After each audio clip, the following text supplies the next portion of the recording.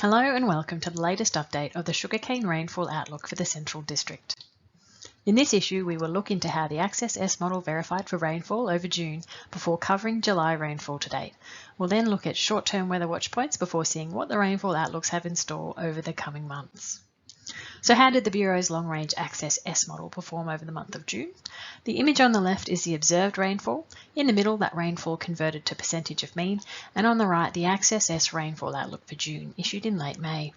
We can see rainfall for June was below average for the region, with most gauges recording 60% or less than the average rainfall for June. The Access S model long-range forecast has verified well, with the region forecast to have low odds of 35 to 45% of exceeding the median rainfall. So far in July, rainfall has been well above average for most locations, with many gauges in the region having already exceeded the mean rainfall for July, with a week and a half still remaining in the month.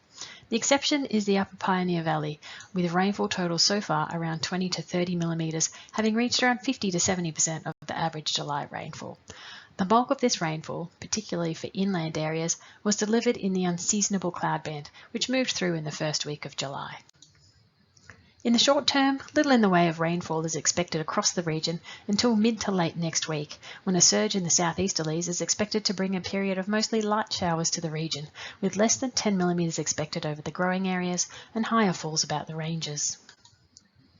Here we have the Australian long-range forecast model Access S, chance of exceeding 25 millimetres of rainfall over the next fortnight, broken down into week-long periods.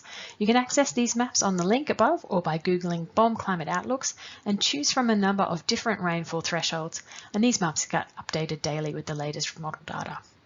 For week 1, a less than 10% chance across the growing region of rainfall in excess of 25 millimetres. In week 2, most locations still have below 10% chance of exceeding 25 millimetres, with the exception of a 10 to 25% chance over the Conway and Clark ranges.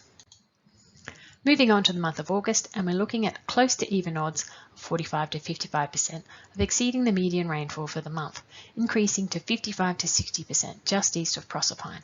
The model skill during July is moderate across most of the region, typically correct 55 to 65% of the time. So we expect rainfall this August to be close to the median for this time of year, and we can see that in the similar values in the forecast 50% chance of at least chart on the left, with the historical median map on the right.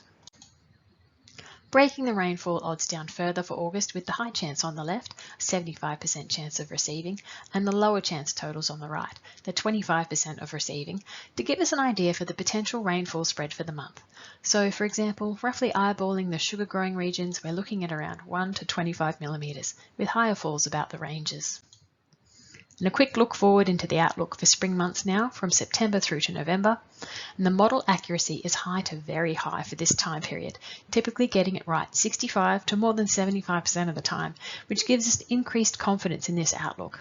And the forecast chance of exceeding median rainfall is low at around 25 to 35% across the growing regions.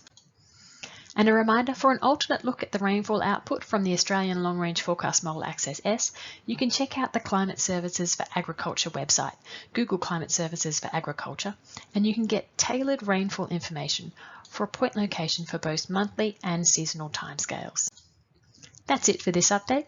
As always, check the latest forecasts and warnings on the Bureau's website or the BOM Weather app, and please send any feedback through to agriculture@bom.gov.au. We'd love to hear from you about ways we might improve the service. See you next Outlook. Thanks for listening.